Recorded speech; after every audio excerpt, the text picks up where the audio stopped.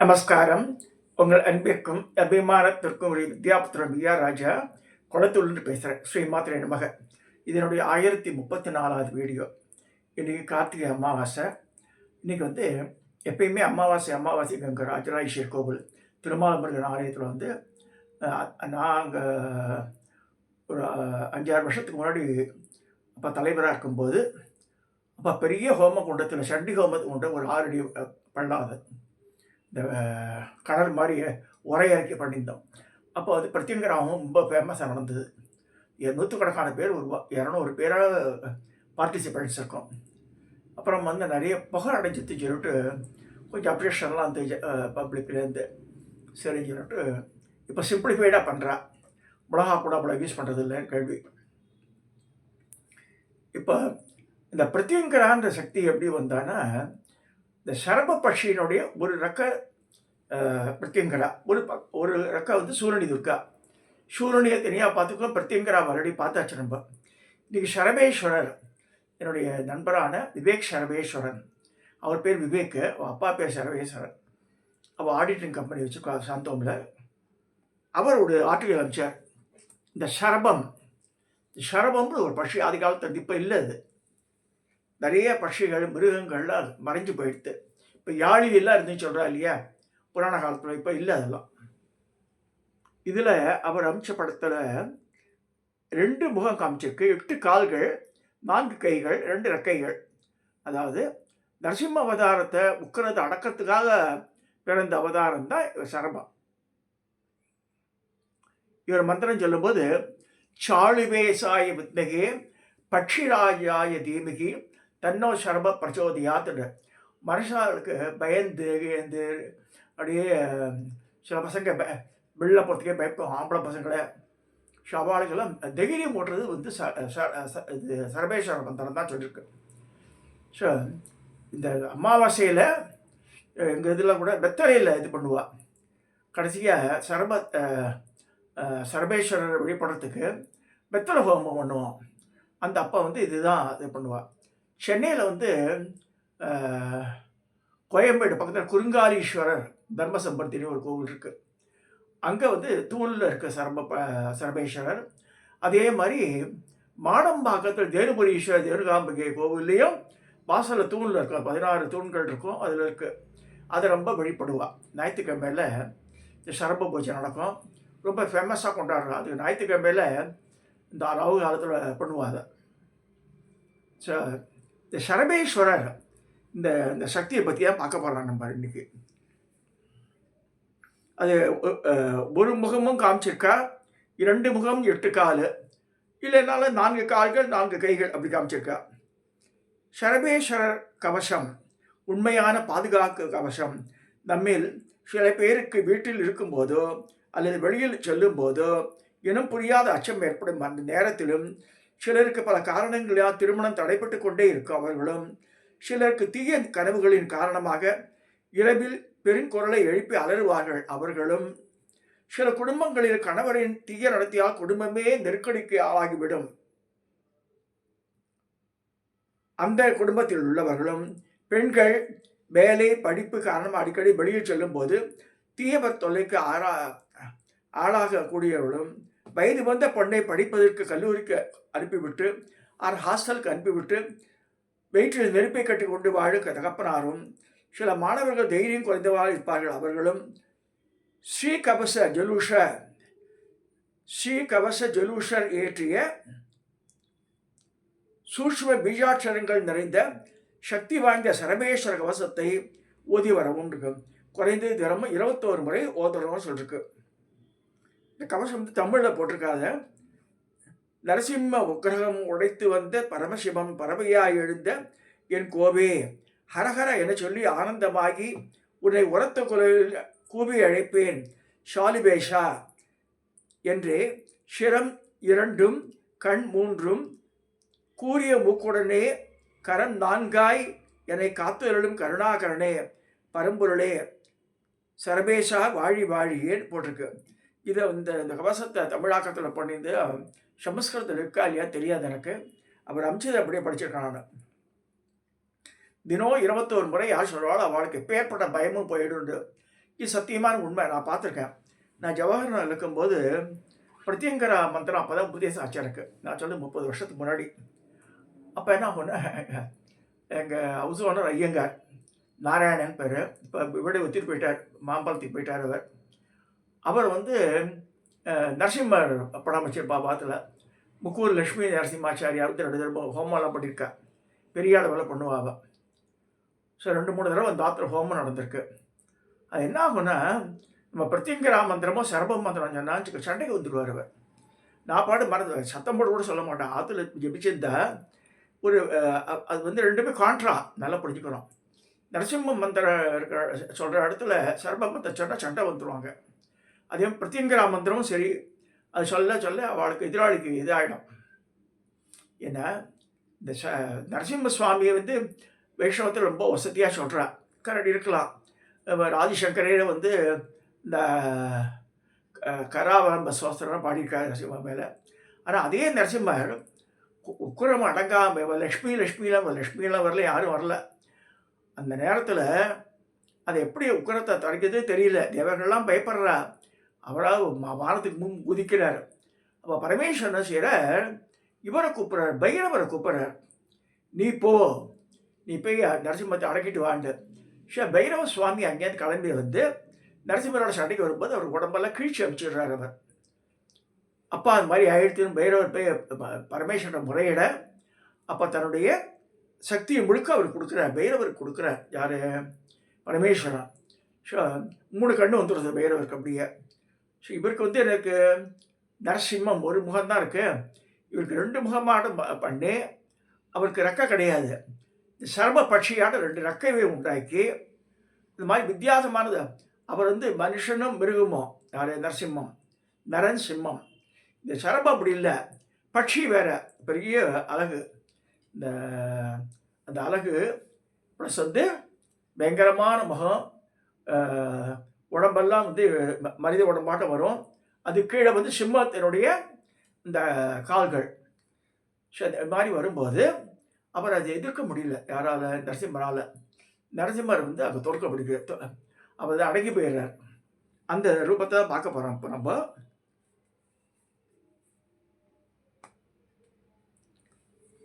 இதுதான் சரபம். நரசிம்மர் வந்து கையெழுத்து கும்பிட்றாரு பாருங்க.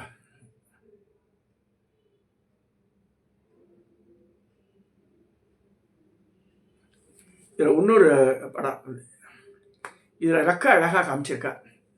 ஒரு ரெக்கை பிரத்யங்கரா, ஒரு ரெக்கை சூரியன் இருக்கா. இதெல்லாம் இந்த அதர்வண மந்திரத்தில் இருக்குது, அதர்வண வேதத்திலே சொல்லப்பட்டிருக்கு இந்த மந்திரங்கள்லாம். அதாவது நமக்கு யாராக கெடுதி நினைச்சால், அகெயின் ஐ ரிப்பீட், நம்ம யாருக்கும் கெடுதல் பண்ண வேண்டாம். நமக்கு யாராக கெடுதல் நினைச்சா இந்த மந்திரங்களை உச்சாரணம் பண்ணும்போது எதிராளியை அடக்கி வச்சிருவார். அதுதான் சொல்கிறது. இது தமிழ்நாடு எங்கள் கோவிலில் திருபுவனம் கம்பகேஸ்வரர் கோவில் உள்ள தனி சந்நிதி இருக்குது. இந்த சரபமூர்த்திக்கு திருபுவனத்தில் தான் தனி கோவில். ரொம்ப நான் போயிருக்கேன், ரொம்ப அழகாக இருக்கும். அதில் ஒரு முகம் தான் காமிச்சிருப்பான் அந்த கோவிலில்.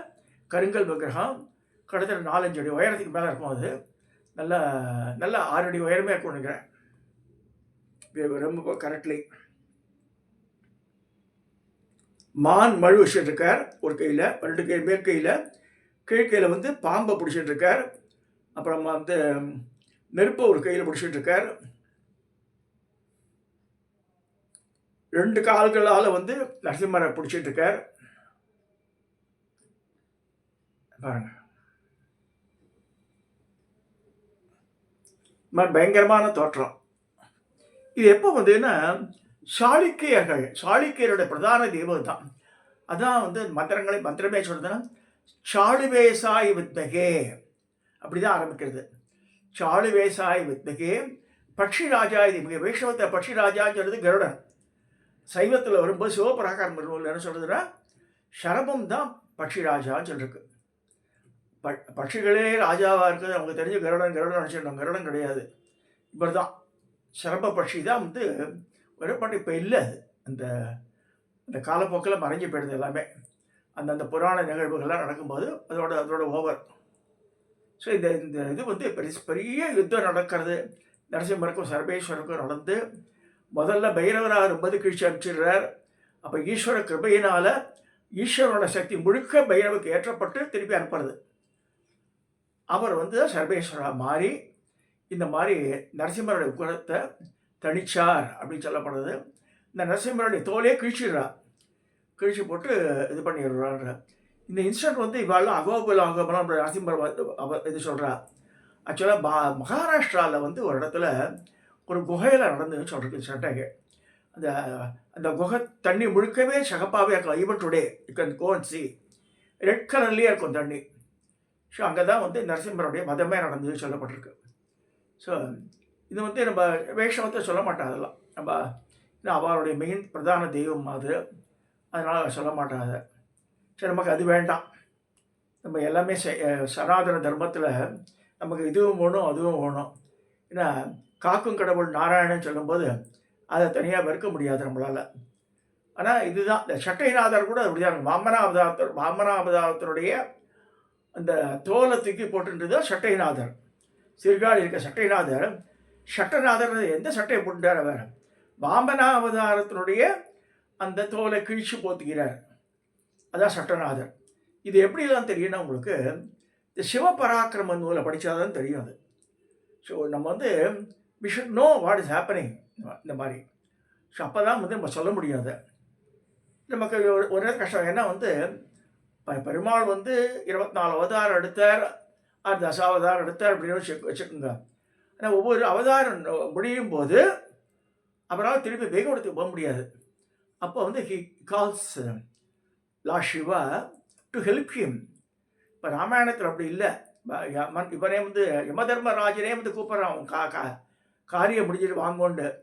அப்போ ராமர் லக்ஷ்மணர் சபிக்கிற மாதிரி இருக்கு, நீ மூஞ்சியை முடிக்கக்கூடாதுன்றார், யாருமே உள்ளே வரக்கூடாதுன்னு சொல்லும்போது லக்ஷ்மணன் அலோவ் பண்ணிடுறான். அதான் நிறைய விஷயங்கள் இருக்குது. ஸோ எல்லோரும் சரையு நதியில் போய் இறங்கிடுறான் ராமாயணத்தில்.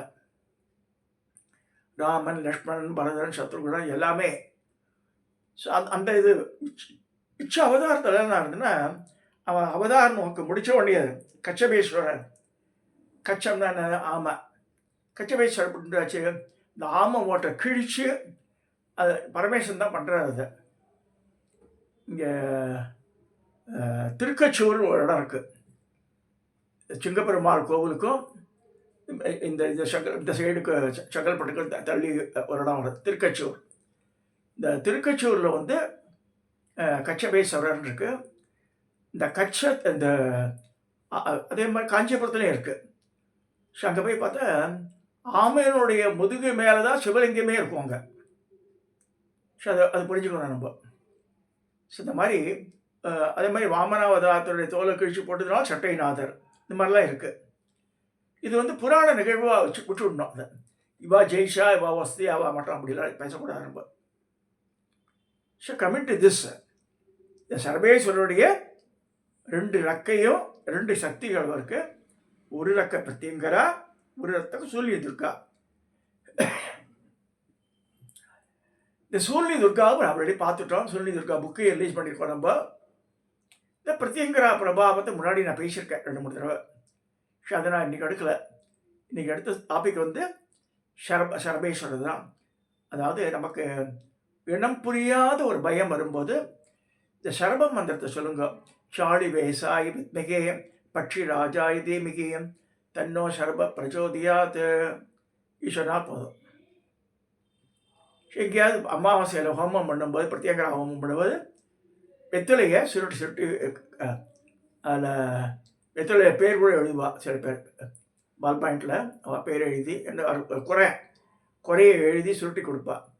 அது அந்த ஹோமத்தில் போடலாம், அது செய்யலாம். அதாவது அவளுடைய குறைகள் உடனடியாக நிவர்த்தி செய்யப்படும் சொல்லப்பட்டிருக்கு. இதை சொல்லி நம்ம இந்த சர்வேஸ்வரரை பற்றி பார்த்துருக்கோம். திருபுவனம் கம்பகேஸ்வர கோவிலில் தனி சன்னதி இருக்கவருக்கு நம்ம ஒன்று தெரிஞ்சுக்கணும். நம்ம சனாதன தர்மத்தில் தான், அதாவது இந்து தர்மத்தில் தான் பலவிதமான காட் சில பேர் கேட்பா, இதுக்கு இது நெசசரின்னு. கட்டாயம் நெசசரி. ஏன்னா சாப்பாடு உணவு வகையில் அறுசுவைய உணவுன்று ஒவ்வொன்றுத்துக்கும் நம்ம வேண்டியிருக்கு. அதே இதுக்கே ஆர்மியிலே பாருங்கள், கடற்படை தனியாக வேண்டியிருக்கு, வான்படை தனியாக வேண்டியிருக்கு, தரைப்படை தனியாக வேண்டியிருக்கு பாருங்க. அது மாதிரி தெய்வங்கள் கூட அவளுக்கும் போர்ட்ஃபோலியோ கொடுத்துருக்கா. பரம்பொருன்றது பெருசு, அது கீழே வர சின்ன தேவதைகள்லாம் வந்து அந்த போர்ட்ஃபோலியோ வச்சுட்டுருக்கா. டக்கு மிஷன் பார்த்தீங்கன்னா ஒரு சிஎம்மாக பார்க்கணும், எதாவது சிஎம்கிட்ட போக முடியுமா? போக முடியாது. முதல்ல அப்பாயின்மெண்ட் வாங்கணும், அதுக்கு அந்த துறை அமைச்சரை பார்க்கணும். அந்த மாதிரி காட்ஸுக்கும் அது மாதிரி தான் வச்சுருக்கா. ஆர் காட்ஸ் ஆர் காடஸஸ் மாதிரி. அதுலேயே வந்து ரொம்ப குட்டியாக இருந்தது கிராம தேவதைகள் வச்சுருக்கா. எல்லாத்துக்கும் பராக்கிரமம் உண்டு. ஒவ்வொரு தெய்வங்களுக்கும் நம்ம சனாதனத்தில் சொல்லியிருக்கு, அவளுக்கு ஒரு சக்தி உண்டு. அதனால் வந்து அது வயக்காட்டு ஓரத்தில் இருக்குது, ஓப்பனில் இருக்குது, அதுக்கு என்ன சக்தின்னு நீங்கள் நினச்சக்கூடாது. அது it should do a lot for as.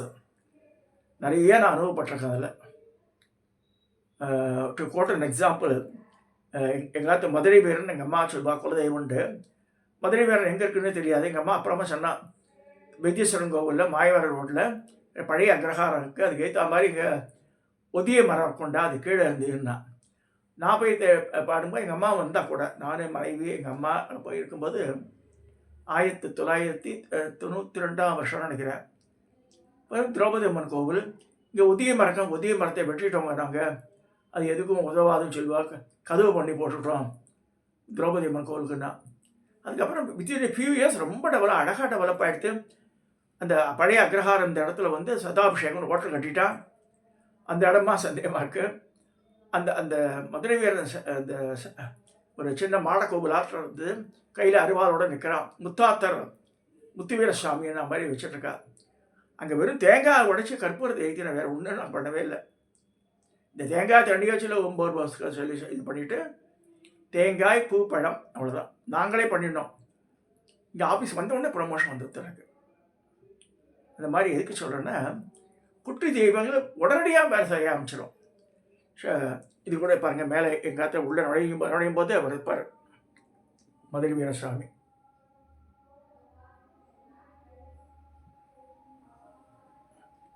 இதெல்லாம் எதுக்கு சொல்கிறேன்னா, மக்களுக்கு நம்பிக்கை இருக்கணும். ஒவ்வொரு தெய்வத்திற்கும் ஒரு ஒரு பராக்கிரமம் சொல்லப்பட்டிருக்கு, அதெல்லாம் நம்பணும். நம்பிக்கையோடு செய்யும்போது நமக்கு நன்மை பயக்கும் சொல்லி இந்த பதிவை நிறைவு செய்கிறேன். சப்ஸ்கிரைப் பண்ணுங்க, ஷேர் பண்ணுங்க, லைக் பண்ணுங்க.